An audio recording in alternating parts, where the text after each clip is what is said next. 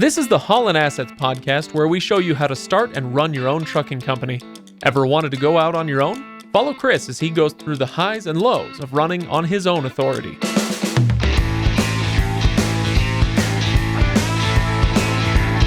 Take two. Let's try that again. Welcome, everybody, to the Haulin Assets podcast. This is episode number 169. We are talking about November 2024 financials. Just in the nick of time, or not quite in the nick of time, however you want to look at it. I am Craig, your host over there. He's Chris. How's it going? Not bad. How's Christmas good? Christmas was good. Yeah. Pretty low key, which is nice. Yeah. Went to my in-laws, went to my parents. And so Christmas Day itself was kind of busy, but yeah. Well, it was good. That's good. And Happy New Year as well. We are recording this on New Year's Eve, like good old men, early in the day, sun's shining, and we want to, make our 8 p.m. bedtime. So we're doing the New Year's Eve thing early, Chris. Yeah, have plenty of time to party tonight. I should have brought confetti. We could have done a confetti bomb in the studio for New Year's. That would have been great. I know how much you love those. Alas and alack. All right. So this is, Chris, the longest we have ever gone without releasing an episode. I think it's been close to a month, not quite, like 3-4 weeks. Yeah, it feels like weird. I went on the road, and it wasn't completely unexpected, but it was a little bit more last minute. And so I wasn't able to get an episode out before I left. And then I got back, and between being kind of playing catch up and the holidays, I was lazy, maybe just a little bit. We did not get an episode. Chris, I do not believe that of you for 1 second. Maybe a little bit. Not 1 second. Yeah, Chris and lazy are not two words that go together in my mind. Me, on the other hand, I was quite lazy.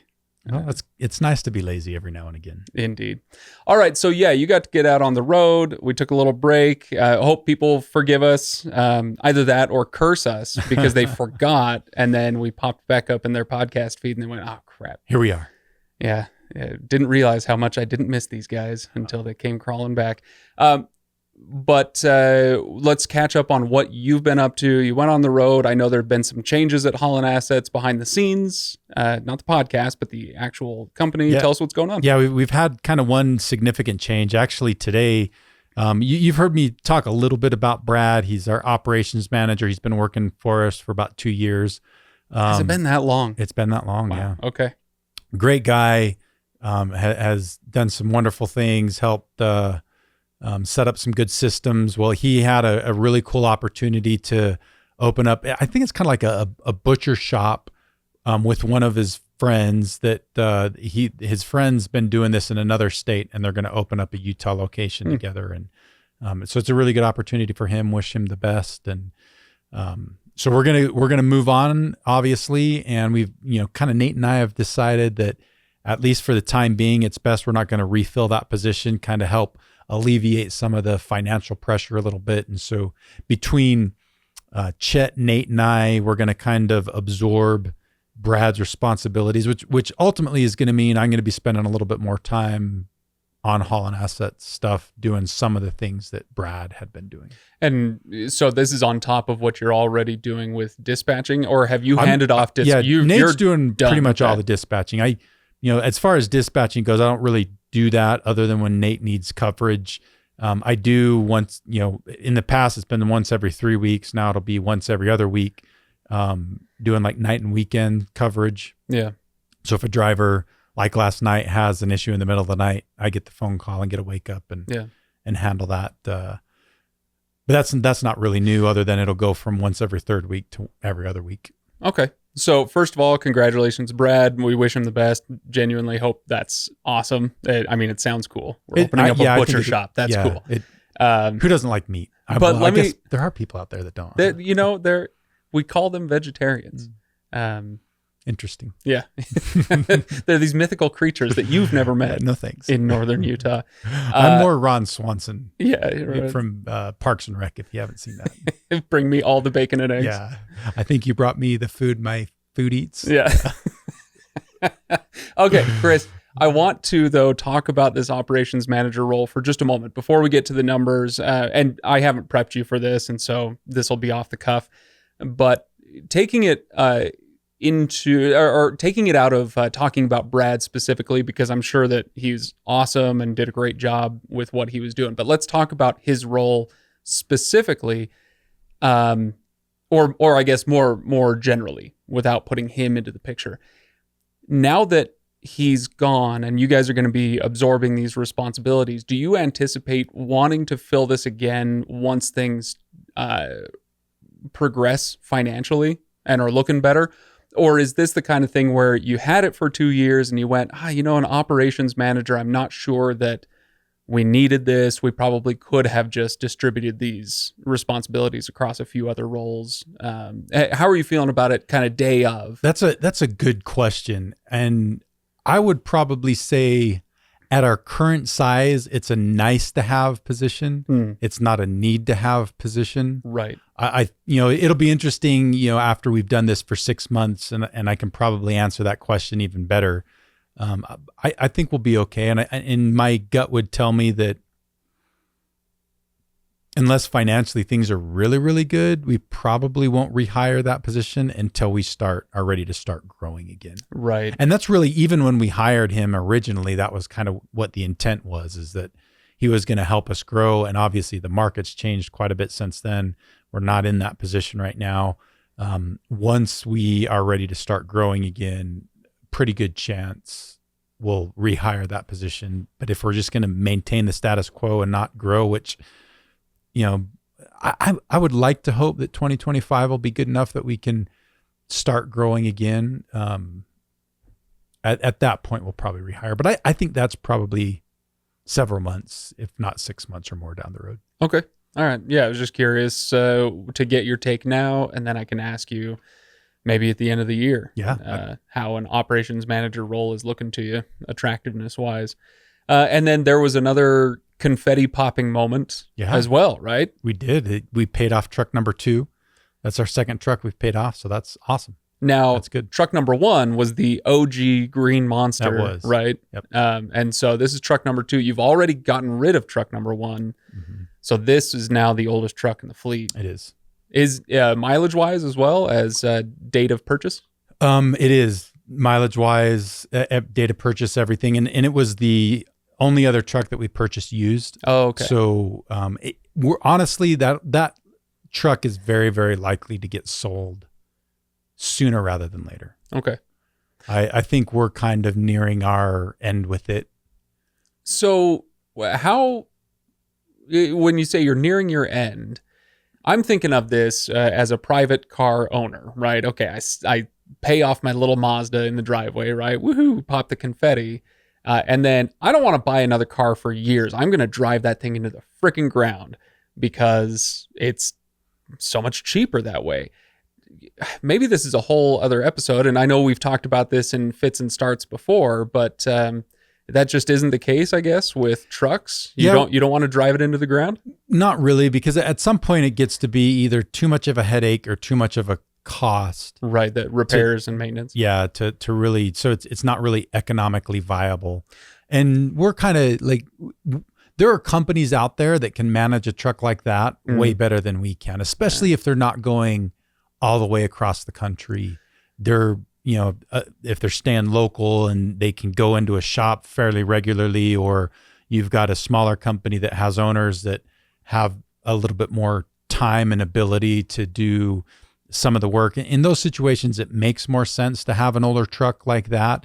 We're just really not set up to manage that super well. You're not a bunch of mechanics who are driving trucks. You're truck drivers who occasionally have to do mechanical stuff. Okay. All right. That makes sense. Well, that's cool. Paid off truck number 2. Congratulations. Any other updates that you want to give us to round out 2024 or whatever the heck year this was? 2024, whatever the heck year this was. Yeah, that's a good way to put it. No, I just kind of looking forward. 2024 was a tough year. I mean, it was hard. It was kind of shitty, to be honest with you. It's been a tough year. So glad to see it going in the rear view.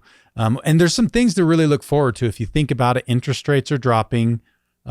just about everybody anticipates, unless something crazy happens with the economy, they're going to continue to drop through 2025. How fast that is a little bit more up to debate, but I think pretty much everybody says they're going to continue to drop. You've got a new presidency coming into office. Whether you agree with the politics or not, I think just about, again, everybody would say this presidency is likely to be much more friendly to the trucking industry. So that's really good. So a lot to look forward to in 2025. I think it's going to be a better year than 2024.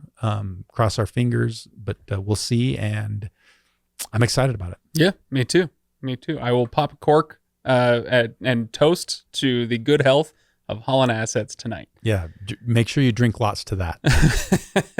I did. We'll do the numbers here in just a sec, Chris, but I'll let you know a little story. I was reading one of the beer trade mags over the Christmas break, and they had their roundup, the 10 best beers of 2024. And I'm reading through the list, and I'm getting down 5, 4, and I know the breweries, but I've never had the beers, whatever. And I get down to number 2. And it's sitting in my fridge, Chris. It's been sitting in my fridge for 4 months. You hadn't drank it? And I haven't. No, it's a wax topper. It's real nice. I've been waiting for a special occasion. Well, tonight is the night.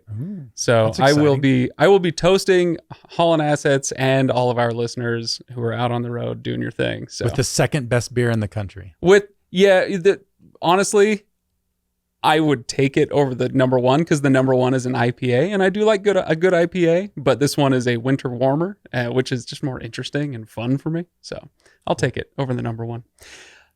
On that note, Chris, after people go to HaulinAssetsLLC.com to check out the show notes with the numbers that we're going to be talking about here, now they can listen to us talk November 2024 financials and maybe set this up. Where were we sitting at the beginning and end of November? How many trucks were on the road?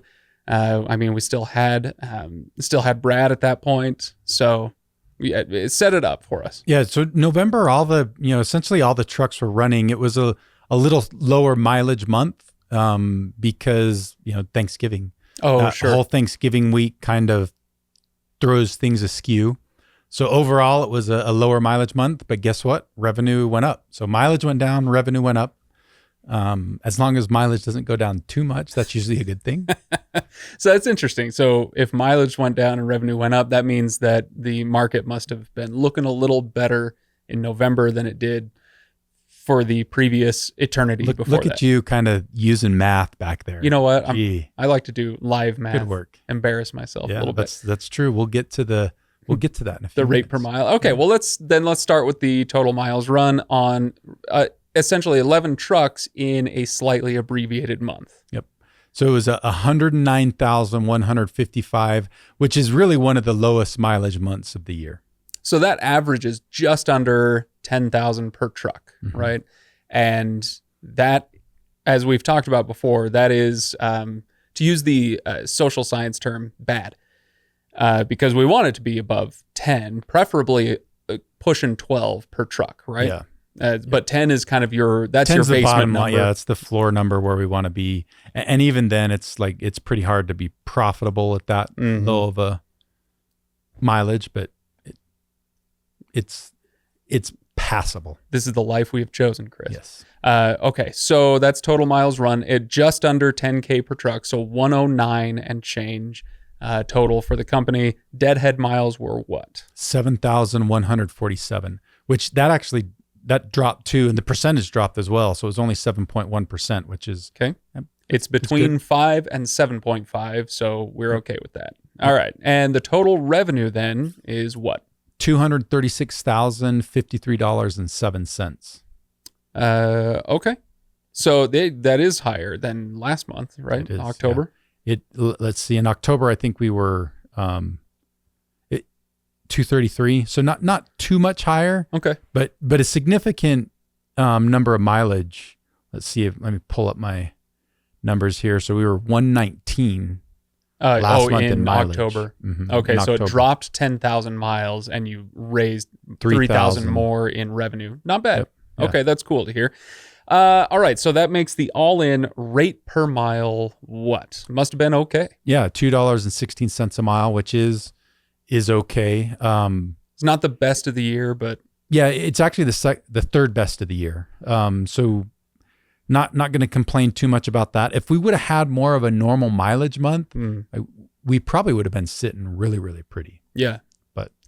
But November is November. Yeah. And December is going to be what it's going to be. I mean, I'm just thinking Thanksgiving right into Christmas and New Year's. Good luck. That's the problem with November and December is you've got typically those 2 months you've got better than normal rates, but then you also have two very probably I would say the two most significant holidays of the year where people like to take more time off than normal. Before we get to the profit, let's pause on that for just a moment. We'll come back to the profit number. But I want to ask you about, No, let's do the profit. We'll come back to my question about vacations and holidays and all that. Let's do profit first. What did we come in at? $16,837.14. Okay. And that's encouraging. Yeah, it's better. I mean, it's still nowhere near where we want or need to be, but it's better than, for the most part, it has been, one of the better months of the year. So to get a little bit of context for people who haven't been listening extremely closely for years now, 16,000, you're on 11 trucks. Let me see if I've got the numbers clear in my mind.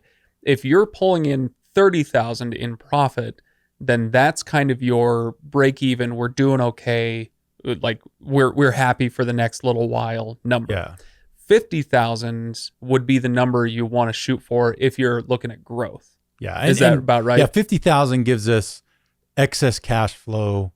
What is this situation where we can grow more? We can, we're more financially healthy. We can retain more money in the business. We're not having to infuse money into the business. So 30,000 is, like you said, kind of that cash flow break even. 50,000 is really more where we want to be, 50 and north. Right. Okay. Yeah. So if you're looking at a 6-month time horizon, then you would, if you want to start growing the company, I would assume you want to see an average profitability per month of 45, 50 plus. Yep. Is that right? Yep. Okay. So that's 16, fair. Not where we want to be, but it's a heck of a lot better than the $2,000, $3,000, -8 that we've seen in months previous, right? Yep.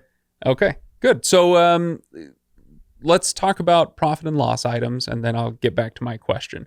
Anything you want to pull out, highlight from this month's P&L statement? Yeah, so a handful of things. First, maintenance and repairs were a little bit higher than normal, about 29,000. And we had a few things that were a little bit more expensive than, like a little bit bigger than normal. We had to replace a clutch on a truck. That was about $6,000. Had to replace a radiator and a power steering box. And each of those were $3,000 or $4,000 a piece. And then just kind of more of your normal brakes, tires, that kind of thing. Yeah. Little dinky repairs. You've been saying with maintenance and repairs, it feels to me like you've been saying this is higher than normal most months for the last year or so. Yeah. So and we've talked about how the fleet is aging, and so it kind of naturally goes up. At what point does your brain, as the owner of the company, shift into, well, this is the new normal? Yeah. So or will it? The new normal has shifted for me. I think the normal is kind of more around 20,000 a month in maintenance and repairs. So the 29 this month is obviously a little bit higher than that. So I think that new normal is somewhere between 20 and 25. Okay. All right. Well, let's move on then to other things in the profit and loss you want to talk about. I know IFTA was a question mark in October. Yeah. So usually you have to make your IFTA payment in October. And I think I procrastinated and didn't do everything till the last day of the month. So when you submit everything online, you do it the last day of the month, the payment doesn't actually draft until the next month. And so we had about $4,000 worth of IFTA taxes in Oregon, New Mexico, Kentucky, all those extra fun taxes you get to pay that totaled about $4,000 come out in October. Cool. Or in November, excuse me. And then fuel. Let's talk fuel. So fuel, it was 26.4% of revenue. Slow down. You said that. Fuel. It actually, fuel was, it's one of the best that we've had. Actually, the best fuel number we've had since January. Okay. And this kind of surprised me. So I kind of went and looked back. It actually is one of the best 2 or 3 percentages of revenue as far as fuel goes that we've had in the last 3 years. Oh, wow.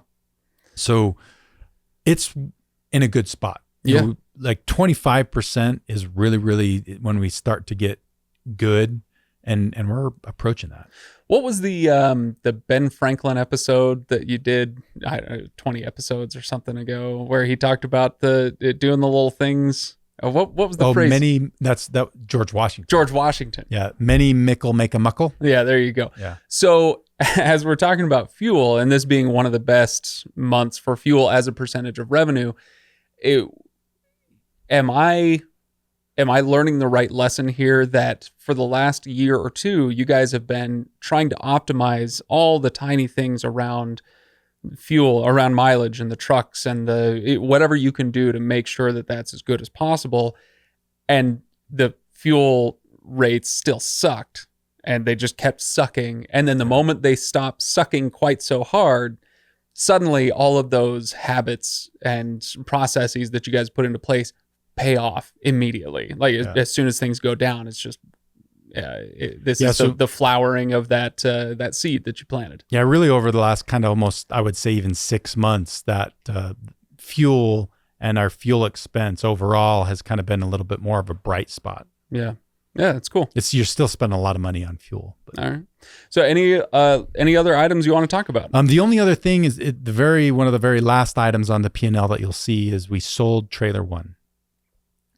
So sold it. There's, I think maybe $4,000 of income. Mm-hmm. We sold it for that, but you have to offset depreciation and a few things, and so that's $4,000 is kind of what you can count as income. Right. So this is one of those accounting tricks, these weird spreadsheet wizards that. So you sold it for more than $4,000, but that's what shows up on the profit and loss, right? Yep. Okay. All right. So that's gone.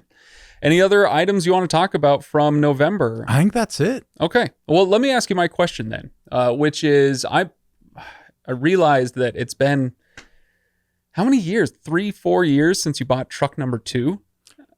We bought truck number 2 at the end of 2020. So yeah, was it 4 really? years. Okay. All right. So about 4 years now that it's been a multi-truck company.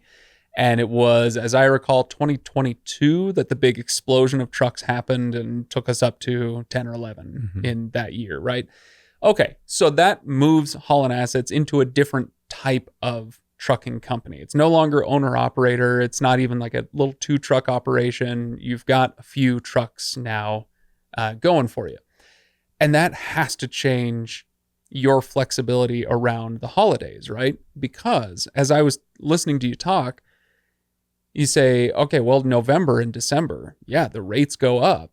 And why do the rates go up? Well, there's 2 reasons, right? It's got to be the very most basic economic concept, which is supply and demand. You've got a huge demand for shipping because of holiday shopping and not just the shopping, but other things going on around fall. Anyway, so you've got a huge demand, but now you've got a problem with the supply because you've got all these employee drivers who would like to spend time with their families for the holidays, very reasonably, right? This is not something anybody should feel bad about. You want to spend time with your families.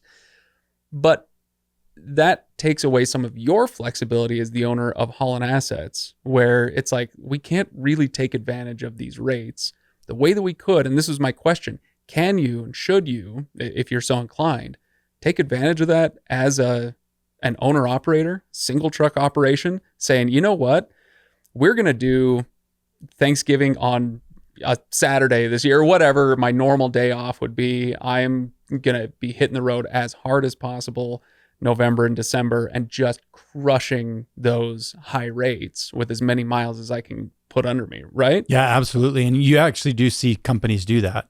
Owner operators specifically, some of them will just say, you know what, I'm going to maximize things.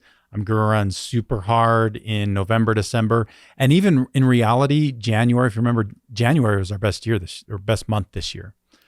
Because you still have some people taking time off. You've got, I think supplies and inventories have dwindled because of the fourth quarter stuff. And then January, they're restocking and replenishing. And you've still got some people taking time off, but then you'll have some owner operators that say, hey, I'm just going to run hard while the rates are good. So November, December, January, and then they'll take a month off in February, like late January, February, and they'll just take all their time off then. And that's honestly, it's a pretty good way to go, because you get into February when rates are the worst of the year.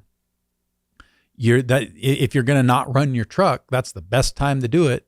And then you're running it super hard in November, December, when rates are typically the best of the year. Okay, cool. Hey, I just wanted to not forget our humble roots as an owner operator, single truck operation, and make sure that we think about that every so often. It's not just about building the fleet. Sometimes it's good to make sure we're giving advice and heads up to those who are still running that single truck or who want to. And it's a little late now. You're hearing this on January 1st, but prep yourself for next season if you can. If you're so inclined and you have the wherewithal, then run hard over Thanksgiving and Christmas. And we do have some drivers that will do that. They'll kind of take just Christmas Day off, or they won't even take Christmas off. And we really appreciate them willing to do that, this time of the year. It helps the company out a lot, and where things are as tough as they are right now, it's super nice that they would do that. Okay. Chris, anything else to talk about today? I think that's it. Okay. Well, we'll wrap it up then. This was episode number 169. Stay tuned. I'm actually genuinely really excited to get to the December financials in a couple of weeks. Me too. So we'll see what December looked like. For Haulin Assets, thanks everybody for listening. Thanks, Chris, for coming in, and I'll see you all next time. See you soon.